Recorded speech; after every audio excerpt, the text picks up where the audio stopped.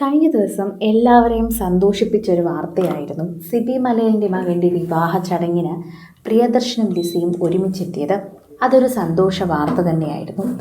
വർഷങ്ങളുടെ ദാമ്പത്യ ജീവിതം അവസാനിപ്പിച്ച ഇരുവരുടെയും വാർത്തകൾക്ക് ശേഷം രണ്ടുപേരും ഒരു പൊതുവേദിയിൽ ഒരുമിച്ചെത്തിയ വാർത്ത കൂടുതലും എല്ലാവരെയും സന്തോഷപ്പെടുത്തി. അവസാനം വേദിയിൽ നിന്ന് ഇറങ്ങുന്ന സമയം മാധ്യമങ്ങളും എല്ലാവരും നോക്കി നിൽക്കെ പ്രിയൻ കൈ കൊടുത്ത് ലിസിയെ ഇറക്കുന്നതും കണ്ടിരുന്നു.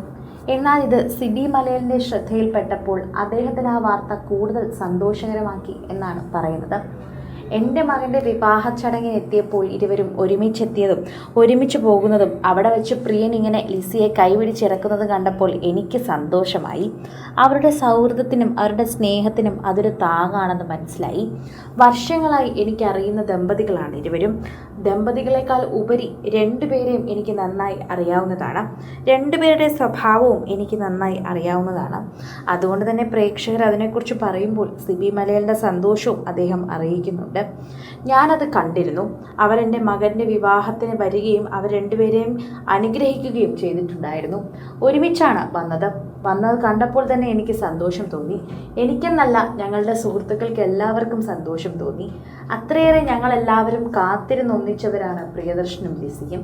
അവർക്ക് 2 മക്കളുമുണ്ട്. വളരെയധികം സ്നേഹത്തോടെയും സമാധാനത്തോടെയും കഴിയുന്നൊരു കുടുംബമാണ് അവരുടേത്. ഇപ്പോഴും ആ സൗഹൃദം അവരുടെ തന്നെ നിലനിൽക്കുന്നു എന്നതാണ് ഏറ്റവും വലിയ കാര്യം.